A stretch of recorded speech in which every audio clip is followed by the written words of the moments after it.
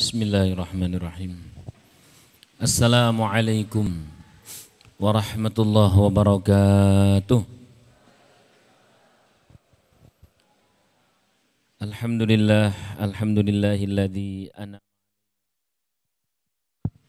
bi ni'matil imani wal islam wa amarna bi ittihadi wasilatil arham. Wassalatu wassalamu ala asyrafil anam wa ala alihi wa ashabil kiram amma ba'd.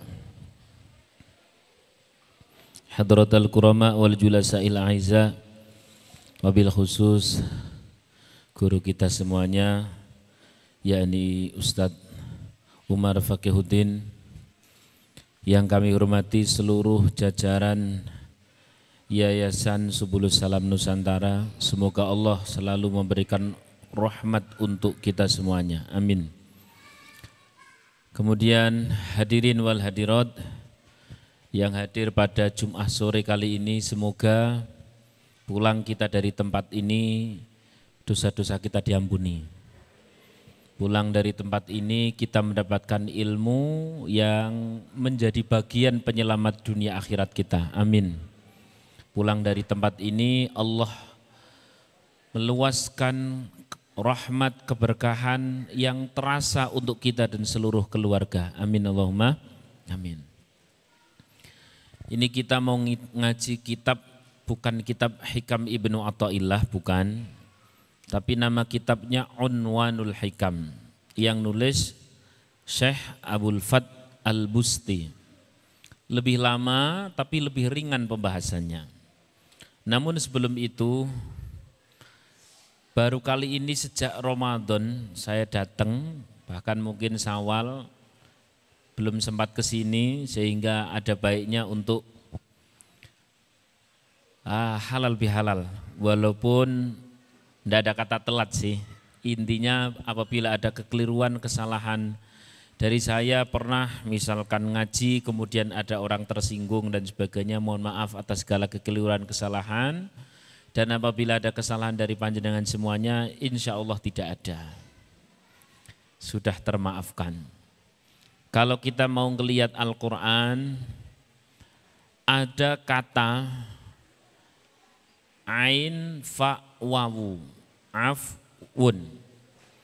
Itu dengan segala akar katanya terhitung ada 14 kali pengulangan. Sampai di Indonesia artinya adalah memaafkan. Ada kata lagi di dalam Al-Quran, ghafrun. Nanti jadi ghufran, jadi maghfur, jadi ghafir, jadi ghafur dan sebagainya. Itu ada sedikitnya 124. Sama-sama kalau di Indonesia artinya memaafkan. Padahal maksudnya berbeda. Ya memang begitulah. Yang namanya dari bahasa kemudian diterjemahkan ke bahasa lain, kadang tidak nemu wakil katanya atau kata-kata yang mewakili, taunya memaafkan itu aja, padahal beda. Jangankan dari bahasa Quran ke bahasa Indonesia, dari bahasa Jawa di Indonesia kan saja kadang tidak nemu. Sejak awal saya di sini saya pernah bertanya, bahasa Indonesianya kunduran truk, sampai hari ini belum ketemu. Apa kunduran truk? Ketabrak depan, keserempet samping, kunduran truk. Orang ketemu toh? Hari ini saya sudah ketemu. Bahasa Indonesianya adalah apes.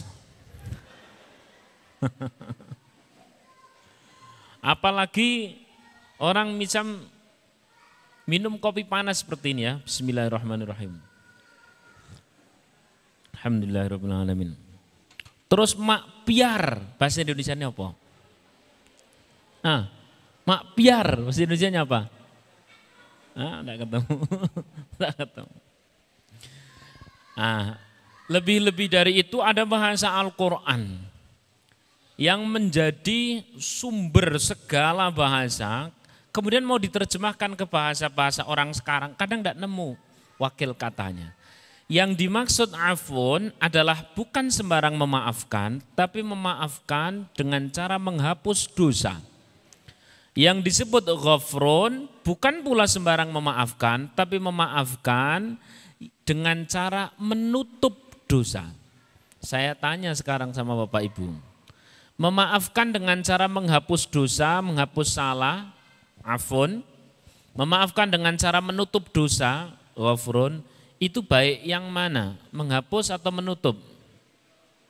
Jawab, menutup atau menghapus? Menghapus atau menutup? Menghapus. Ternyata salah. Andai seluruh dosa kita terhapus dari kita punya ingatan, kapan kita mau istighfar? Andai terhapus seluruh dosa dari diri kita tentang orang lain atau dosa kita kepada Allah, sombong nanti kita. Maka ada istilah kaya wong ra ndek dosa wae. Kenapa terhapus? Sehingga memaafkan atau kata maaf dengan cara menghapus dengan menutup itu baik mana? Menutup salah juga. Angel wis. Andai dosa tidak ada yang terhapus, semuanya hanya tertutup oleh amal soleh, tertutup masih dalam ingatan, hidup kita stres Pak, kelingan dosa dok. Betul atau tidak? Maka baik yang mana, afun atau ghafrun? Baik semu, itulah indahnya Al-Quran. Itulah indahnya apa? Al-Quran. Mengungkapkan satu kata yang sama menurut orang tapi sebenarnya berbeda. Maka ada saat-saat kita memohon ampun kepada Allah dengan redaksi ghafrun. Astaghfirullahaladzim. Ada saat-saat kita memohon ampun dengan redaksi afun. Kemarin Ramadan. Allahumma innaka afuwun karim. Ya. Cetha. Ya. Semua punya fungsi masing-masing. Kalau Rasulullah bagaimana? Ini sebelum kita ngaji Unwanul Hikam. Kalau Rasulullah bagaimana? Rasulullah itu justru pernah saya terangkan di sini. Saya terangkan lagi. Cerita yang tidak semua ulama sepakat, tapi cerita ini kadung viral. Dan kalau diambil ibrohnya pun baik. Nanti saya ceritakan yang jelas sahih. Ini yang masih ya kita ambil hikmahnya. Tapi ada benarnya. Cerita di mana Rasulullah SAW pergi ke masjid, kemudian diludahi oleh seseorang. Pergi lagi ke masjid, diludah lagi. Pergi lagi ke masjid, diludahi lagi. Singkat cerita kemudian orang yang meludahi beliau, orangnya sakit. Lalu kemudian Rasulullah menilai, nanti terus kegowo, menjenguk. Saya tanya dan tolong dijawab. Rasulullah memaafkan atau tidak? Jawab dengan tegas. Rasulullah memaafkan atau tidak? Ternyata tidak. Kenapa Rasulullah tidak memaafkan? Karena sejak awal Rasulullah tidak jengkel. Understand? Proses memaafkan ketika terjadi jengkel. Ini tidak ada jengkel dari awal. Dari awal ada jengkel. Maka tidak ada proses memaafkan. Sallallahu alaihi Nabi Muhammad. Nah, ini indahnya Rasulullah. Kalau itu adalah dalam bahasa Al-Quran namanya Ra'ufun. Ra'ufun ditambahi Rahimun. Laqad ja'akum rasulun min anfusikum azizun 'alaihi ma 'anittum harisun 'alaikum bil mu'minina Ra'ufun Rahim. Ya. Saya belum nemu bahasa Indonesia nih. Ra'ufun belum nemu bahasa Indonesia nih. Nek bahasa Inggrisnya malah sudah ketemu. Jadi rada gaya sidik. Bahasa Inggrisnya kayak tadi itu, ini kan coba seperti itu. Wis diludahi bareng dari awal jengkel enggak? Enggak. Maka enggak ada proses maafkan. Itu bahasa Indonesianya apa? Enggak ketemu. Bahasa Indonesianya adalah saya tidak tahu. Tapi yang saya tahu bahasa Inggrisnya. Bahasa Inggrisnya Ibu lihat ya, nanti dengar bahasa Inggrisnya adalah the nuwani. atau the nuwoni, temuo. Ini kan persis seperti saya punya anak kecil masuk ke kolongan meja, dia bilang, Bapak, ini adik ndak kelihatan toh, ndak kelihatan. Saya sebagai wong tua bilang, iya mana, kan begitu toh. Rela nggak saya ditipu? Rela. Jengkel ndak? Enggak. Memaafkan? Ngapain? Nah itu namanya the apa tadi? Nuwani. Nah the nuwani. Sallallahu ala Nabi Muhammad. Maka ibu-ibu kalau punya sifat seperti ini enak nanti berkeluarga. Suami pulang ya, terus laporan, Bu, tadi itu ada meeting, bisa nih telat. Terus habis meeting rapat. Terus habis rapat tadi meeting malah di. Nah, jenengan ngerti sebenarnya dihapusi. Wong yono sing WA. Nah, nek sampean the nuwoni terus ngeten. Subhanallah. Oh. Longgar. Kenapa Rasulullah sedemikian longgar? Karena Rasulullah punya visi yang lebih agung. Visi itu namanya rahmatan lil. Kita punya visi sekedar ngomong kepada anak saja bisa jadi longgar. Ngomong kepada istri, kepada suami jadi longgar. Ini raufun rahim. Ya semoga kita bisa nirulah dikit-dikit, amin Allahumma. Amin. Syukur-syukur banyak. Bapak-bapak, ibu-ibu rahimakumullah. Dah saya selesaikan pembahasan tentang masalah memaafkan. Jadi enteng. Duwe tonggo sing ora pas dan sebagainya. Tinggal visi hidup kita apa? Kalau misalkan ibu, ini air putih ya. Saya tanya, terus kemudian ada air mineral yang kecil itu, betul kan? Yang kecil itu yang separuh. Sama yang gelasan, besar yang mana? Yang separuh atau yang gelasan? Yang gelasan. Kalau sama yang galonan, besar mana? Yang galon.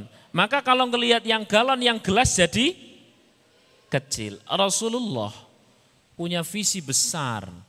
Umatnya selamat di akhirat. Maka untuk urusan-urusan paling bongso didoni dan sebagainya kecil. Kita dikit-dikit ngonduk, dikit-dikit nesu, dikit-dikit ngopo. Ya karena lali mati. Betul atau tidak? Understand?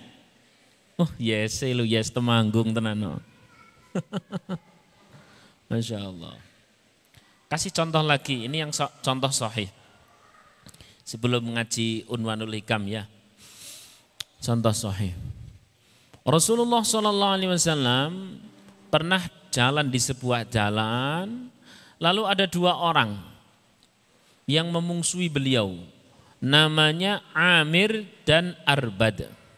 Siapa namanya tadi? Amir dan Arbad. Amir bilang begini sama Arbad, Bad, kowe engko nek Muhammad lewat ya memang ngomongnya jangkar gitu. Ya enggak tahu adab. Engko nek Muhammad lewat, kowe ajaan bicara. Nanti saya dari belakang, Bad, kowe Muhammad tak tusuk nganggo pedang. Udah beres. Muhammad itu sering gawe ribut. Nah, beres. Singkat cerita kemudian, nah kalau kita bahasanya lain. Singkat cerita kemudian Rasulullah sallallahu alaihi wasallam lewat. Pas Nabi lewat, Rasulullah lewat, bener Arbad ngajak bicara. Dang dong. Amir dari belakang siap menghunus pedang. Pada saat pedang itu mau dilepas dari sarungnya, ternyata tidak bisa. Usmung ngene gitu. Piye ta piye? Akhirnya apa yang dilakukan? Wis ngene wae. Ki Muhammad nek ora kena pedangku minimal tak tempeling gitu. Bahasanya memang kasar. Namanya juga orang yang tidak cinta. Kalau orang cinta bahasanya halus enak. Habibullah, Rasulullah, Nabiullah. Gitu kan? Ini karena orang jengkel. Pas itu Arbad mau memukul Rasulullah Shallallahu Alaihi Wasallam, tak terlihat di sana. Maaf, pas Amir mau memukul Rasulullah Sallallahu Alaihi Wasallam, ternyata Rasulullah tak kelihatan. Yang kelihatan justru temannya, yakni Arbad. Kalau sampai itu pukulan dilayangkan, yang kena bukan Rasulullah tapi siapa? Koncone dewe Arbad. Akhirnya rasido, tidak jadi. Begitu tidak jadi Rasulullah lewat les gitu. Ojo goleki nang hadis ora ketemu. Les. Masya Allah. Rasulullah lewat, Rasulullah itu dengar jelas ucapan dua orang ini. Gimana toh Mir? Ini tadi Muhammad sudah saya ajak bicara, kamu kok ndak ndang tes les pebet piye? Bat piye bat. Ini pedang ndak bisa dilepas. Ayo po ditempeling piye? Loh, tempeling ora ketok Muhammad. Yang kelihatan kamu, kalau saya sama nemeling malah kena kamu. Lah, Rasulullah mendengar persis ucapan ini, kemudian Rasulullah berdoa. Apa doa Rasulullah?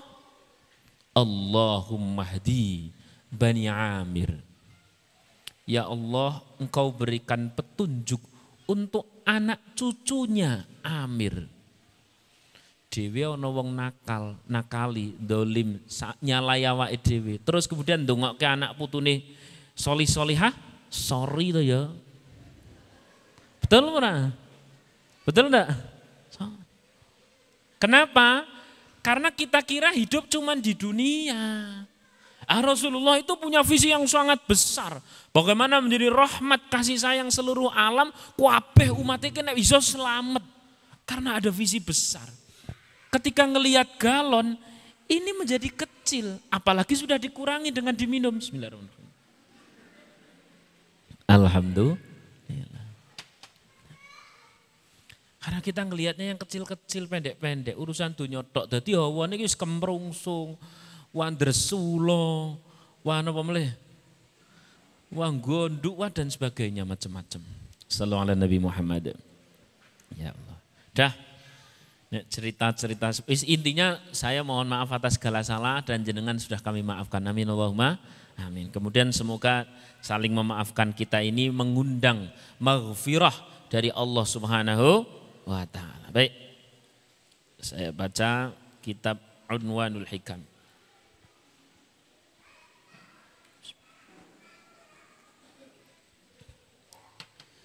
Kitab Unwanul Hikam ini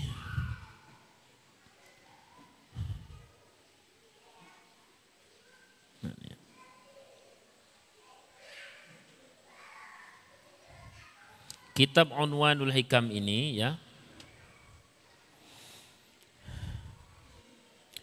ditulis oleh seorang syekh bernama Abul Fath Ali bin Muhammad bin Husain bin Yusuf bin Muhammad bin Abdul Aziz Al-Busti.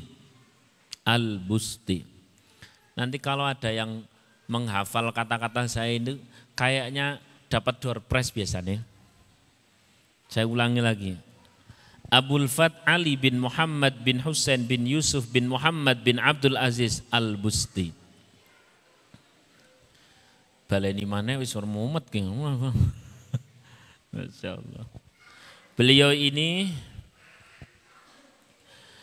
lahir di desa namanya Bust yang dikenal dengan Bukhara atau tempat yang juga di sana ada Imam Bukhari. Kalau sekarang di Uzbekistan pada tahun 400 Hijriah.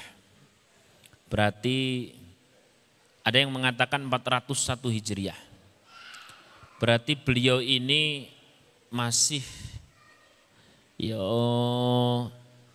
termasuk orang-orang awal Islam, tapi tidak yang awal banget. Nah, kalau yang awal banget itu kelas-kelas Madzhabul Arba'ah, nah itu kelas-kelas awal bang. Imam Syafi'i 150.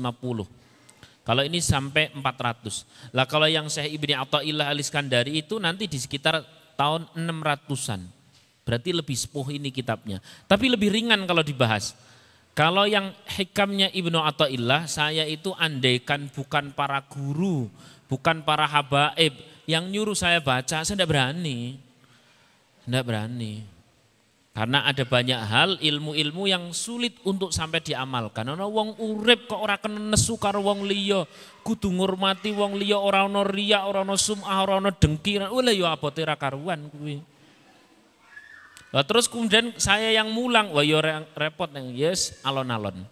Lah sekarang ini Syekh Abdul Fat Al-Busti, saya akan bacakan kalam hikmah yang pertama.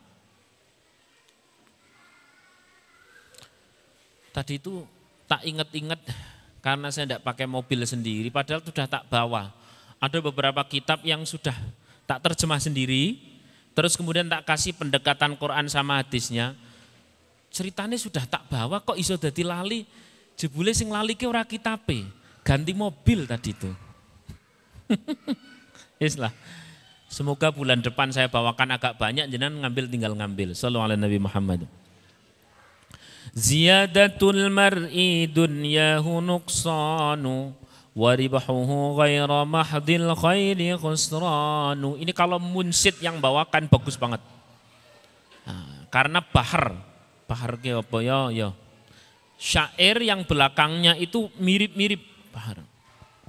Ziyadatul mar'i fi dunyahu nuqsanu. Ayo bareng kita tafakkur. Bertambahnya harta, bertambahnya dunia bagi seseorang sebenarnya adalah berkurangnya. Ulangi ya. Bertambahnya harta seseorang adalah nopo? Berkurangnya. Kayak umur itu loh. Ada orang misalkan ngerayakan mabruk, alfa mabruk pas umur 35. Pas ulang tahun umur 35 pokoknya. Saya tanya, sebenarnya umurnya bertambah atau berkurang? Jatahnya demikian pula harta. Setiap kita sudah dijatah. Si A lahir di mana, dari rahim siapa, nanti akan minum sekian tangki. Lho tangki tau nek saumur urip mosok galon. Tangki akan menghabiskan beras sekian truk. Truk to ya wong urip 7 tahun ya truk to ya. Oh. Udah jelas. Lalu satu ketika orang tersebut misalkan berikhtiar jualan. Dia dapat hasil 1 juta. Jatahnya kan sudah ada semua. Turun 1 juta. Saya tanya, sebenarnya bertambah 1 juta atau berkurang 1 juta? Bertambah atau berkurang? Berkurang. Ada yang belum paham nih. Apa toh kok tambah kurang. Jatah kita sudah ada rezeki. Bakalan menghabisin sekian rupiah. Sekian real, wong ya wis tau umroh. Sekian dolar, ya wis tau ming luar negeri pemene ya. Kita akan mensirkulasikan itu semuanya, diturunkan oleh Allah rezeki sekian. Setiap kali diturunkan dari jatah yang ada, saya tanya bertambah atau berkurang? Berkurang.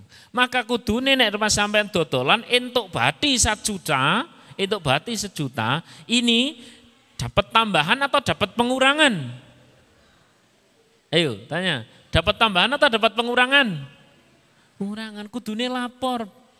Pak, Bu, lapor sama istri atau sama suami. Bu, gilo, dewi rezekine kurang 1 juta. Lu kurang piye kok ikin tambah? Oh, mboten tambah, itu kurang. Ono sih gurung paham. Apa tuh kok aku ora paham? Wis, engko takon koncone lah.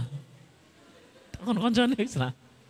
Angeli, yang ngaji kitab tuh seperti ini, detail, sabar, tapi semoga berkesan. Amin Allahumma, amin. Lanjut, waribuhu ghaira mahdil khairi khusranu, dan keuntungan harta, keuntungan. Ya untung, benar-benar untung. Ghaira mahdil khairi, kalau tidak benar-benar menjadi kebaikan, khusranu adalah namanya kerugian. Ngeten. Neng dhuwur ada tandon rezeki kita. Dagang turun 1 juta lewat pembeli. Hasil ini 1 juta. Atau misalkan jenengan kelasnya sudah semiliar cash keras diwadahi kresek. Ngomongnya ngono. Teori pertama mengatakan bertambah atau berkurang? Rezekinya bertambah atau berkurang? Berkurang. Bareng ngono ternyata uang segitu bukan fi makhdil khairi, tidak murni untuk kebaikan. Justru digunakan untuk keburukan. Kita tahu semuanya. Wa ma khalaqtul jinna wal insa illa liya'budun. Kita tidak diciptakan kecuali hanya saat monggo gawe ibadah. Loh kok ada rezeki yang tidak digunakan fasilitas ibadah? Maka sebenarnya rezeki itu kehilangan inti. Kalau kehilangan inti namanya kita rugi. Jadi wong batis juta, 2 juta, 3 juta sampai 1 miliar kalau tidak digunakan dengan baik bukan untung tapi namanya ceto. Understand? Cetha wila-wila. Tambahi keterangan. Bapak Ibu rahimakumullah, agak sabar nggih Bu. Saya itu tadi kemarin WA-an sama Pak Haji Yasir. Pak Haji, ini kita ngaji apa ini? Monggo terserah Ustaz. Pena kurang mikir piye? Saya bilang begitu. Yuk ngaji kitab saja. Ya sudah ngaji kitab bismillah. Tapi semoga itu para hadirin sabar mendengarkan keterangan. Karena memang harus detail seperti itu. Kayak santri lah. Kayak santri. Bapak Ibu rahimakumullah. Wa ma khalaqtul jinna wal insa illa. Berarti kita hidup untuk apa? Ibadah. Inti hidup untuk apa? Ibadah. Saya sekarang tanya. Jenengan tahu makanan itu kalau kehilangan inti, makanan kalau kehilangan nutrisi dan sebagainya terus diproses di perut, diproses. Itu keluar dari belakang namanya apa itu? Namanya apa itu? Ampas ya. Ampas itu kalau dimakan jadi apa? Penyakit. Pun paham napa dereng? Begini Bapak Ibu rahimakumullah. Ada rezeki, ada ampas rezeki. Saya ulangi, ada rezeki, ada apa? Ampas rezeki. Setiap rezeki ini harus berproses menjadi kebaikan. Sejak dapatnya, prosesnya sampai keluarnya harus untuk kebaikan. Baru ini namanya orang untung. Dikasih uang untuk sesuai intinya yakni untuk ibadah. Kalau yang ini ada sesuatu kehilangan inti namanya menjadi adalah apa tadi? Ampas. Maka Bapak Ibu rahimakumullah, saya pernah kedatangan seorang sugih banget, Insya Allah. Pol sugih. Wah, sugih banget. Ya, duit ke keteke ora dihitung, Bu. Jan. Ditimbang. Kena nggo selimutan kira-kira duit ya, saking ngogahe. Jenengane ganti omah ki kaya dhewe ganti sandal lah. Ganti apa meneh ganti mobil ini sak lirian mungkin angop ki sak miliar tok. Angop sak miliar. Sugih tenan. Datang ke pondok. Cerita ngalor ngidul. Kalau nyari uang itu gampang, Ustaz. Yang sulit itu adalah hidup normal. Yang sulit apa? Lu memang jenengan orang normal toh Pak? Lah itu dia. Ceritamu lah. Suat. Bener. Ternyata wong iki uripe ora normal. Jadi tiap kali beliau menikah itu selalu istrinya itu tidak menarik. Yang menarik malah istri orang lain, Ustaz. Janjane normal atau tidak? Tidak normal itu. Tapi ono sing kok ngono kuwi. Oke, berarti oke sing normal apa oke sing ora normal? Ya kalau cuman di lintasan hati sih istighfar astagfirullahaladzim. Tapi ini eksekusi. Jadi capek banget hidupnya. Capek banget hidupnya. Gak tahu gak karuan itu. Ya harta itu sing jenengane kapusan. Ya maaf perempuan itu banyak banget. Yang namanya anak itu narkoba dan sebagainya. Wah angel sih. Ngomong utang, tung. Ini saya tuh kenapa tahu Ustaz? Saya akhirnya jawab simple. Pak, ngeten Pak. Pokok waman a'rada an dzikri fa innalahu ma'isyatan dhanka. Siapa orang yang tidak mau diperingatkan bahwa urip ki nggo gawe ibadah. Urip ki nggo gawe ibadah. Gitu. Enggak mau diperingatkan. Dalam urusan harta suruh ibadah pakai sedekah enggak mau. Dalam urusan waktu suruh ibadah kepada Allah dengan sholat dia enggan. Dalam urusan hati dia suruh memaafkan yang lain enggak mau. Bawaannya jengkel terus. Dalam urusan bertetangga dia suruh sing rukun enggak mau. Wes pokoknya enggak mau diingatkan. Sapenake dhewe kok ngono kuwi. Mergo dadi bos mungkin. Maka man a'rada an dzikri fa innalahu ma'isyatan dhanka. Di dalam tafsirnya disebutkan maka Allah Subhanahu wa taala akan merusak bagian dalam. Zahirnya sukses, dalamnya hancur. Napa Pak Bu tadi? Zahirnya napa? Dalamnya hancur. Duitnya bisa oke, tapi rugi toh. Tambahi duit tambah rugi. Kenapa? Tidak fi makhdil khairi. Jadi rasanya ra karu-karuan. Iya kalau dia kemudian sadar, nek sak matine piye? Ini kan persis seperti orang yang ngelihat ada sesuatu yang keluar dari dubur anak Adam itu, terus ditepungi, barang ngono digoreng. Wis bisa bayangke urung? Udah bisa bayangkan ya? Aku nek sing weruh kaya pisang goreng crispy, Pak. Betul ndak? Tapi kemudian sing ngrasake napa rasane? Oh getir, kaya tau nyicipi wae. Itu. Jadi Masya Allah. Oleh karena itu Pak, Bu rahimakumullah, saya ulangi lagi bahasanya. Ziyadatul mar'i dunyahu nuqsanu. Bertambahnya dunia seseorang adalah berkurangnya jatah. Waribahuhu ghaira mahdil khairi khusranu. Dan rezeki yang tidak digunakan untuk yang baik, dari yang baik, cara yang baik, dikeluarkan yang baik, maka setiap keuntungannya adalah kerugiannya.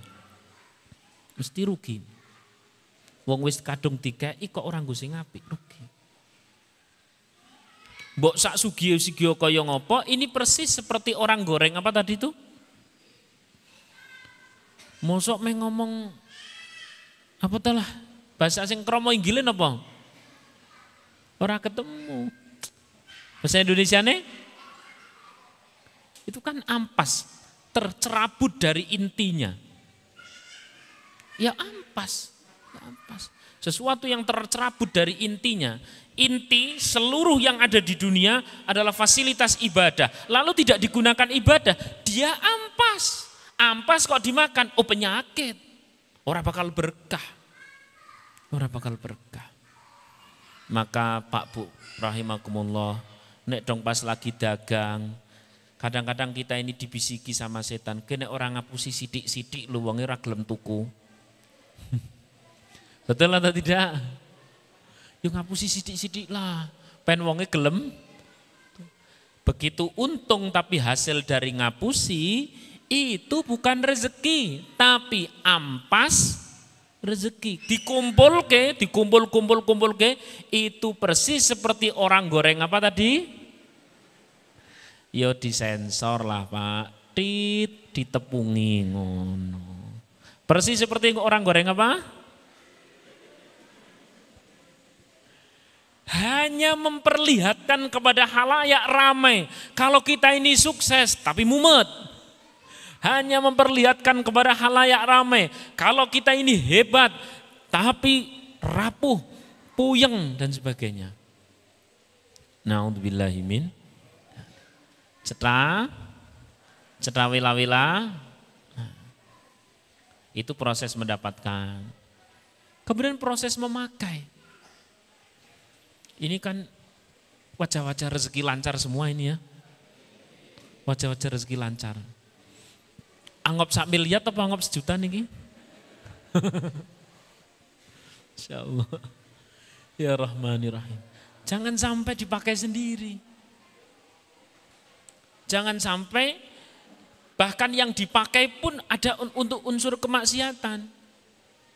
Itu tiap untungnya adalah kerugian. Ya Allah. Ya Rahmanir-Rahim. Ngeri itu. Ini kita belum berbicara tentang hisab, belum berbicara tentang nanti bagaimana orang-orang yang salafun salih itu memperlakukan harta, belum bicara itu.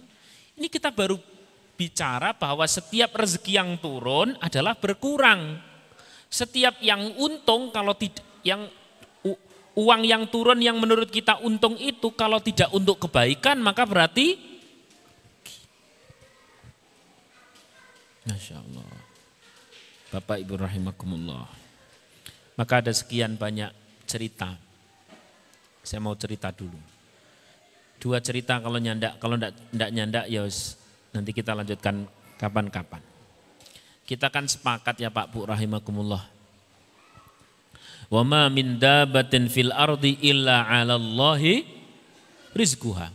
Pokoknya setiap kita udah ada catat rezeki, udah aja wis lah. Tinggal dijemput.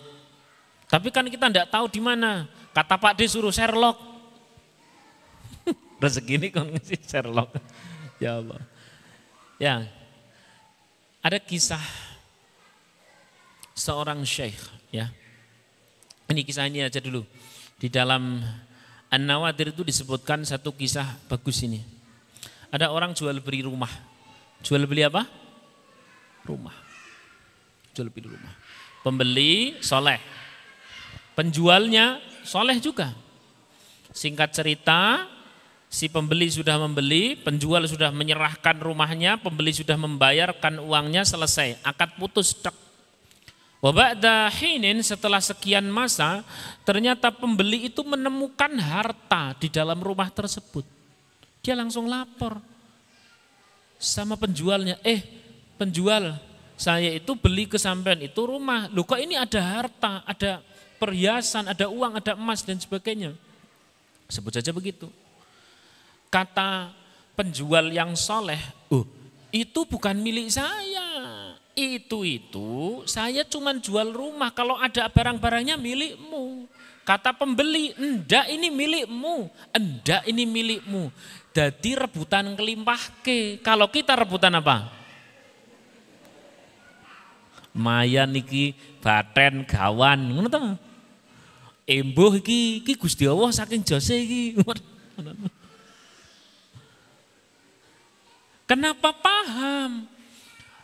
Salafun saleh paham kalau ada rezeki tidak jelas asal usulnya, ini bukan untung, ini bukan rezeki tapi ampas. Dikumpul ke dimakan, dikasih anak istri, dikasih itu dan sebagainya, bukan nambah bahagia. Yang ada adalah nambah nampak bahagia, asline mumet. Ngono dawane ngono. Sallallahu alaihi Nabi Muhammad. Ya. Cetra wela-wela. Sampai kemudian 2 orang ini debat. Debatnya adalah debat melimpahkan. Orang gon sampean we, orang gon sampean we, gon sampean we. Masya Allah. Ada lagi kisah kemudian seorang syekh, dia itu jualannya adalah madu. Ini masih berapa menit ya? Kok saya enggak dikasih waktu, Mas Panitia? Cah nom-nom tadi itu Mas. 17, dikit lagi. Ini kisah selesai sudah. Insya Allah nanti PDF-nya, PDF kitab ini tak berikan ke panitia sini, barangkali nanti tiap kita ngaji itu nyimak tetina. Pulang-pulang membawa sesuatu. Kalau toh tidak berupa cetak, minimal berupa PDF. Sibah-sibah sing pun sepuh-sepuh ngertos PDF nggih. Niku bakwan rodok kesuwen gorengnya.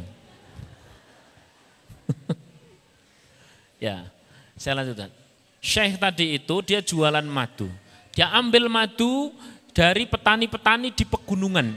Ambil kulaan. Tus. Kulaan.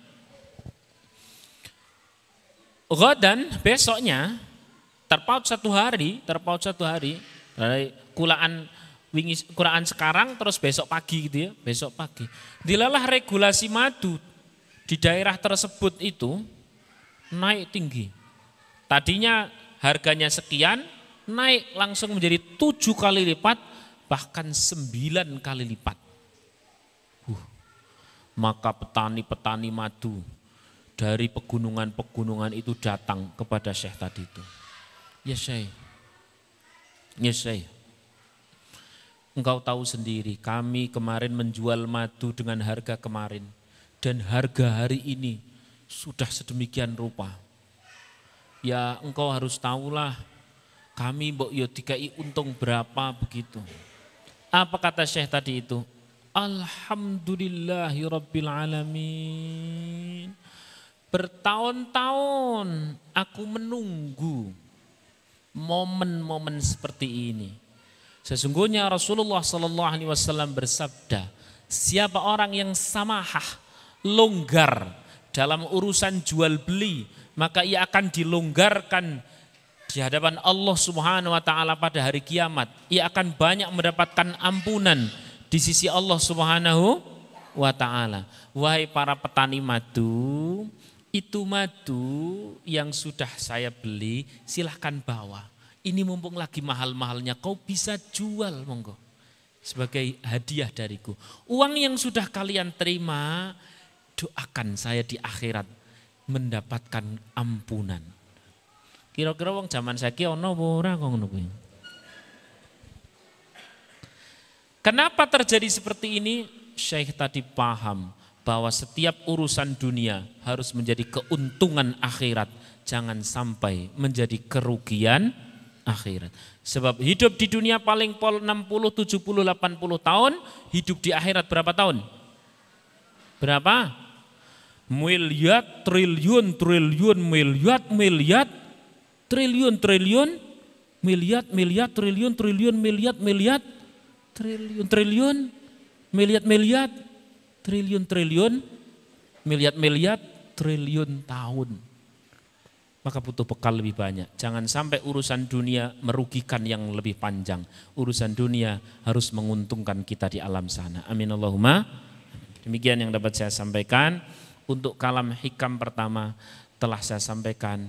Semoga ikhlas saya berikan ini sebagai ilmu dan panjenengan bisa menjadikan ini untuk sesuatu yang bermanfaat. Amin Allahumma. Amin. Al-Fatihah. A'udzubillahi minasyaitonirrajim. Bismillahirrahmanirrahim. Alhamdulillahirabbil alamin arrahmanir rahim maliki yaumiddin iyyaka na'budu wa iyyaka nasta'in ihdinas siratal mustaqim siratal ladzina an'amta 'alaihim ghairil maghdubi 'alaihim waladdallin amin amin amin amin. Demikian billahi taufiq wal hidayah wa ridha wal inayah. Assalamualaikum warahmatullahi wabarakatuh.